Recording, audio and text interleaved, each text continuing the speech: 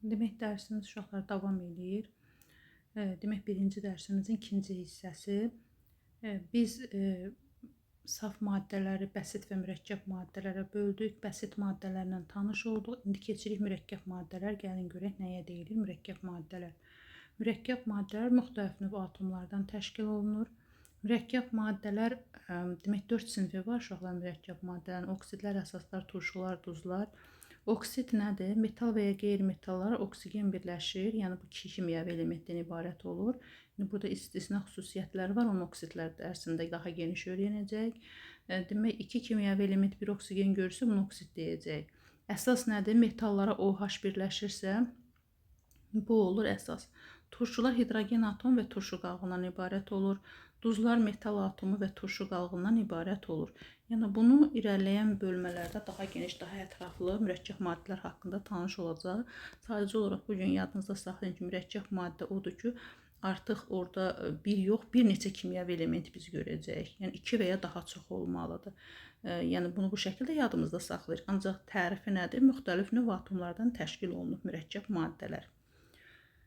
Demək, mürəkkəb maddələrlə tanış olandan sonra keçirik nəyə uşaqlar? Qarışıqlara.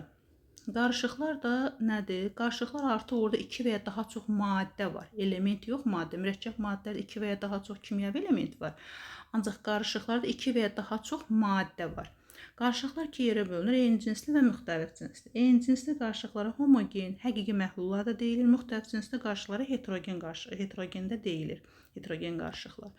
Eyni cinsli qarışıqlar nədir? Bir-birində həll olan maddələr hətta mikroskopla belə görünmür. Məsəl üçün, tutaq götürdük neft. Neftin tərkibində müxtəlif karbohidrogenlər var. Ancaq biz neftə baxanda o heç bir karbohidrogeni görmürük. Sadəcə olaraq bir qara maye halında kütlə görürük. Bax, bu nədir? Eyni cinsli qarışıqlardır. Sonra natrium OH-la su, yəni əsasda öyrəndik ki, metalların yanında OH olanda bu nə olur? Əsaslar olur. Və burada bir şey yadınızda saxlayın uşaqlar. Bütün əsaslar su ilə qarışığı eyni cinsli olmur. Bu yalnız hansı metallara aiddir? Yuxarıda qələvi metal öyrəndik. Sonra qələvi torpaq metal öyrəndik. Yəni birinci qrup metalları və ikinci qrupda berilyumla, maqneziumdan başqa yerdə olan kalsium, stronsium, barium, radium bunların OH-ları. Yəni bunların əmələ gətirdiyi OH-ın əmələ gətirdiyi əsasların su ilə qarışığı eyni cinsli qarışıqdır. Sonra H-xlor turşumuzun su ilə qarışığı, şəkərin su ilə qarışığı, şəkər xörək duzunun su ilə qarışığı, neft, hava, bunlar nədir? Eyni cinsli qarışıqdır. Müxtəlif cinsli qarışıqlarımız nədir uşaqlar? Müxtəlif cinsli qarışıqlarımız odur ki, bir-birində həll olan maddələr hətta adi gözümüzlə belə görünür. Yəni həll olmurlar da maddələr bir-birində. Bunda iki yerə bölünür, emulsiyalar və suspenziyalara bölünür. Emulsiya nədir? Bir-birində həll olmayan mayelər. Məsəl üçün, yağla su, neftlə su, kerosinlə su, benzinlə su. Suspenziya odur ki, bir-birində həll olmayan maye ilə bərk. Məsəl üçün, su ilə qum, su ilə gil, su ilə bir çox həll olmayan duzlardır, hansı ki, bunlar suda və maddələrdir. Sonra duman. Duman da nədir? Müxtəlif cinsli qarışıqlara aiddir. Qarışıqların ayrılması üsullarına baxaq uşaqlar. Demək, həmçinin uşaqlar, saf maddələrdən fərqli olaraq qarışıqlar fiziki üsulla ayırmaq olur. Ancaq biz saf maddələri fiziki üsulla ayıra bilmərik. Saf maddələr tərkib hissələrini ayırmaq üçün biz kimyəvi reaksiya aparıb onu parçalaya bilərik. Ancaq qarışıqları biz fiziki üsulla nə edirik? Ayırırıq və qarışıqların tərkibində maddələr öz bir çox kimyəvi xassələrini saxlayır. Məsəl üçün, tutaq ki, həll olmuş turşudur suda. O turşu nə ilə reaksiya girir? Hansı metalla reaksiya girir? Hansı metalla reaksiya girmir? O xassəsini saxlayır. Və biz onu tərkib hissələrinə ayıra bilirik və bu qarışıqların belə tərkib hissələrinə ayrılması fiziki üsul adlanır. Demək, qarışıqların ayrılma üsulları iki cür olur. Eyni cinsli qarışıqların ayrılma üsulları var, daha doğrusu müxtəlif cinsli qarışıqların ayrı ayrılması üsulları var. Eyni cinsli qarışıqların 4 cür ayrılma üsulu var. Birinci distillə üsuluna baxaq uşaqlar. Distillə üsulu bir-birində həll olan mayelər üçündür. Yəni bu bir-birində həll olan maddələrin qaynama temperaturları fərqli olur. Məsəl üçün, tutaq spirtlə sudur. Biz onları bir-birindən ayıranda tutaq ki, götürdük spirt suyu, qaynatdıq. Qaynadanda spirt qaynayır 78 dərəcədə, su qaynayır 100 dərəcədə. Yəni spirt su qaynayana qədər artıq buxar halına çevrilir və məhlulu tərk eləyir. Və artıq 100 dərəcəyə temperatur çatıb su qaynayanda artıq spirt nə eləmiş olur? Məhlulda olmur daha. Çünki artıq o 78 dərəcədə qaynayıb buxar halına çevrilir və ona görə də onların qaynama temperaturlarının fərqliliyinə görə nədir? Ayrılma üsulu distillə üsuludur. Sirkə turşusu su buna misal ola bilər. Buxarlanma üsulu. Buxarlanma üsulu bərk və maye olur. Məsələn, şəkərlə su qarışdırmışıq. Şəkəri sudan ayırmaq üçün biz bu məhlulu qaynadırıq, su buxarlanır, gedir, şəkər kristallaşıb qabın dibində qalır. Xörək duzu su buna misal ola bilər. Üçüncü xromatoqrafiya üsuludur. Xromatoqrafiya üsulu uşaqlar maddənin adsorpsiya xassəsinə əsaslanır. Adsorpsiya nədir? Adsorpsiya maddənin, bərk maddənin səthi tərəfindən mayilərin və qazların udulmasıdır. Məsəl üçün buna misal olaraq kömür. Kömürün səthi tərəfindən bir çox qazlar udulur və o bir çox sahələrdə istifadə olunur bu kömürün bu xassəsinə görə kömürdən. Dördüncü kristallaşdırmadır. Kristallaşdırma üsulunda maddə qarışığın yalnız bir hissəsi ayrılır uşaqlar. Bu nədir? Tutaq ki, biz şəkəri suda həll elədik və bir müddətdən sonra indi bunun məhlullar bölməsini daha geniş öyrənəcəksiniz. Demək, tutaq ki, şəkəri suda həll elədik və bir müddətdən sonra şəkər daha həll olmur suda. Həll olmur və biz həmin məhlulu isidirik və əlavə 200 qram bu zaman şəkər həll olur. Sonra həmin məhlul əvvəlki vəziyyətinə qayıtdıqda, uşaqlar əvvəlki temperaturuna qayıtdıqda daha doğrusu, o isitdikdə əlavə elədiyimiz o 200 qram şəkər ki var, o kristal halında məhlulun dibinə çökür. Bax, buna görə də deyirlər ki, kristallaşdırma üsulunda qarışığın bir hissəsi ayrılır. Yəni, hansı ki hissə biz isidəndə əlavə elədiyimiz hissə ayrıldı, görürdünüz? Yəni ki, ancaq əvvəlki hissə yerində qalır. Keçirik müxtəlif cinsli qarışıqların ayrılma üsulu. Müxtəlif cinsli qarışıqların ayrılma üsuluna birinci süzmədir. Süzmə bərk və maye bir-birində həll olmayan bərk və maye, məsəl üçün qumla sudur. Demək, bu qarışığı biz ayırmaq üçün demək, həmin bu qumla su qarışığını filtr kağızı qoyuruq qıfın demək, üstünə yerləşdiririk. Filtr kağızları olur laboratoriyada və həmin demək, o qumla su qarışığını tökürük. O filtr kağızı qıfın üzərinə yerləşdirilib də o qıfdan. Bu zamanları su filtr kağızından keçir, ancaq qum neynəmir? Filtr kağızından keçmir. Və bu üsulla süzmə üsulundan ayırırıq. Və bu zamanları uşaqlar, bir də onu deyim, indiki 7-ci sinifdə təzə kitab çıxıb ki, hansı ki orada filtr kağızdan keçən bu maddələr var, hansı ki maddədirsə, məsəl üçün biz dediyimizdə sudur, bu adlanır filtrat. Yəni su filtr kağızdan keçdiyi üçün filtrat adlanır. İkinci durultma və ayrıcı qıfladır. Durultma və ayrıcı qıfla nədir? Uşaqlar, bir-birində həll olmayan mayeləri ayırırıq. Bu zaman, demək, tutaq ki, neftlə suyu qarışdırmışıq. Neftlə suyu qarışdırandan sonra onu tökürük ayrıcı qıfın içərisinə. Ayrıcı qıf belə bir cisimdir, laboratoriyada bəlkə görmüşsünüz. Və bu zamanları, demək, bir müddət gözləyirik, o durulur. Nəyə görə durulur? Çünki sıxlığı çox olan aşağı yığılacaq, sıxlığı az olan yuxarı yığılacaq. Yəni su aşağı, neft yuxarı yığılacaq, ona görə durulduruq. Və sonra ayrıcı qıfın aşağısında burada bir kranı var. Bu kranı açırıq.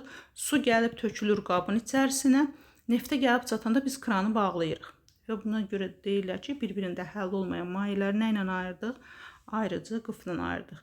Hansı xassəsinə əsaslanır maddələrin? Sıxlıqları fərqinə. Yəni sıxlıqları fərqli olduğu üçün bir yuxarı, bir hara yığılır, aşağı hissəyə yığılır. Buna misal olaraq bitki yağı su, kerasin su, benzin su və s. göstərə bilərik. Yəni bir-birində həll olmayan mayelər misaldır da buna.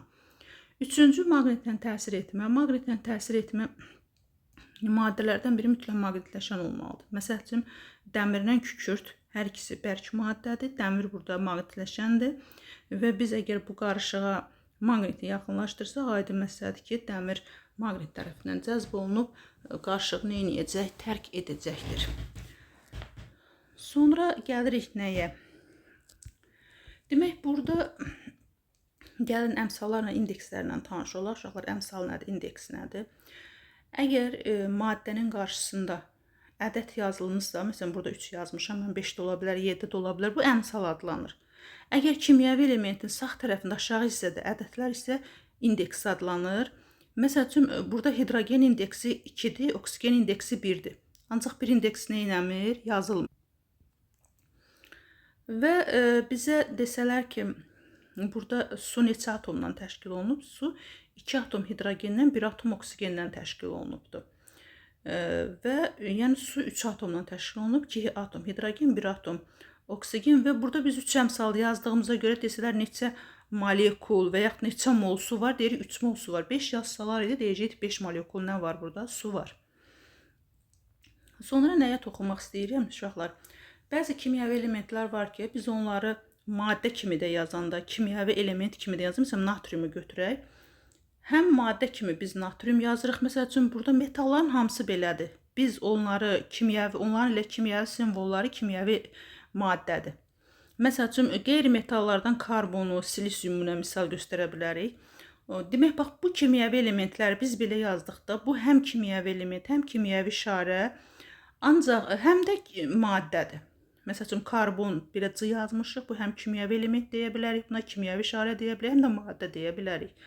Ancaq o ki, hansı qeyri-metallar ki var idi, uşaqlar, çox atomlu maddələr əmələ gətirirdi. Onlar üçün bu keçərli deyil. Məsəl üçün, burada hidrogen misalında baxaq. Əgər biz H yazmışıqsa, bu kimyəvi işarədir, kimyəvi elementdir. Yəni, hidrogenin kimyəvi simvoludur da. Məsəl üçün, deyirik ki, sulfat turşusunun, yəni H2SO4-ün tərkibində hidrogen. Yəni, bu kimyəvi işarədir. Və yaxud hidrogenin 3 izotopu var, indi izotopla tanış olacaq irəliləyən dəqiqələrdə. Bu kimyəvi işarədir. Maddə kimi olanda mütləq onların indeksi yazılmalıdır. Yəni, hidrogen qazdır. Görsün, maddədən danışırıq. Hidrogen oksigenlə reaksiya girir. Yəni, biz belə yazma bilmərik. H üstə gələ yox, yazmalıyacaq. H üstə gələ yox, H2 üstə gələ yox 2. Yəni, maddələr bir-birinə reaksiya girər də, kimyəvi işarələr bir-birinə reaksiya girəsi deyil ki. Və yaxud da ki, hidrogen hansısa fiziki xassələrdən danışırıqsa, biz artıq nədən danışırıq? Hidrogen maddəsindən danışırıq. Kimyəvi element nüvəsinin yükü eyni olan nəyə deyilir? Atom növünə deyilir. Və indi burada bayaq yuxarıda metalları və qeyri-metalları biz bəsit maddələrdə 2 yerə bölünür, metallara və qeyri-metallara. İndi metalları qeyri-metallardan fərqləndirən bir çox xüsusiyyətləri var.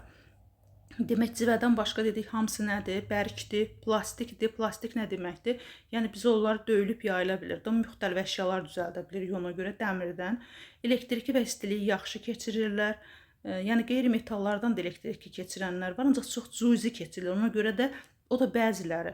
Ona görə də biz deyə bilmərik ki, qeyri-metallar elektriki keçirir. Ancaq metallar nə edir? Elektrik cəryanını keçirir, istiliyi keçirir.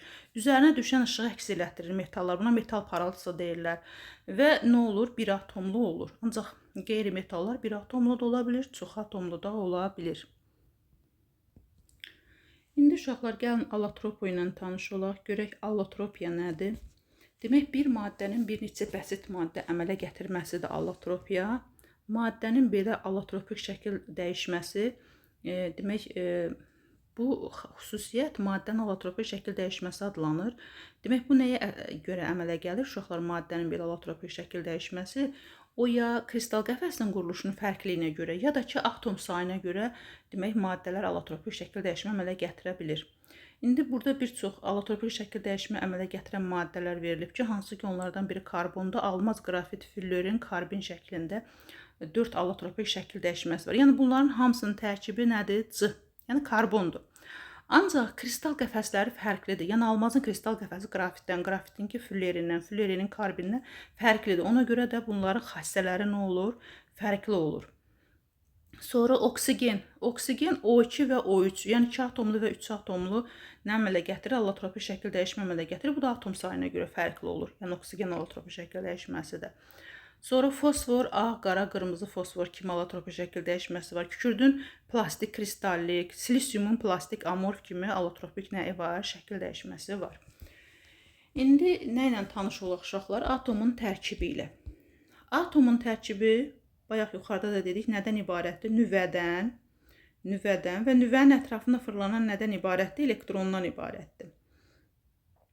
Bəli, elektrondan ibarətdir və nüvədə nə yerləşirdir uşaqlar? Proton və neytron yerləşir. Protonu biz P hərfindən, neйтronun hərfindən işarə edəcəyik. Protonun yükü müsbət 1, kütləsi 1-dir. Neytronun yükü sıfırdır, yəni neytraldır, kütləsi isə 1-ə bərabərdir. Elektronun yükü -1, kütləsi isə 1 bölünsün 1840-dır. Bəzən ona görə də elektronu kütləsiz də deyə bilirik. Çünki kütləsi çox kiçik bir rəqəmdir də ona görə. İndi burada natrium elementinə baxaq uşaqlar. Natrium elementinin sol tərəfdə aşağıda yazılan bu 11, bunun proton sayıdır.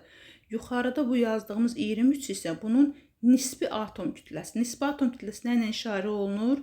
A ilə işarə olunur və indiki müasir kitablarda aynı da yazıb işarə olunduğunu və indiki müasir kitablarda adını kütlə ədədi də deyir. Nə? Kütlə ədədi və yaxud da nisbi atom kütləsi, ikisi də eyni şeydir.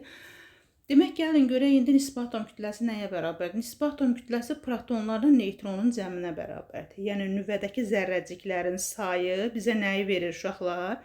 Nisbi atom kütləsini verir. Yəni natriumun nisbi atom kütləsi nədir? 23. Proton sayı neçədir? 11.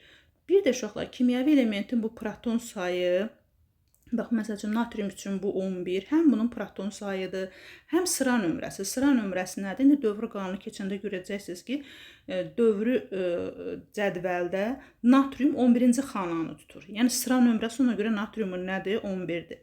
Nüvəsinin yüküdür. Nüvəsinin yükü, yəni nüvədə 2 zərrəcik var, biri proton və biri neytron. Neytron neytraldır, yükü yox idi, protonun yükü var idi. Ona görə nüvədə nə qədər yük varsa o protona aiddir. Yəni bu həm də olur bunun nəyi? Nüvəsinin yükü.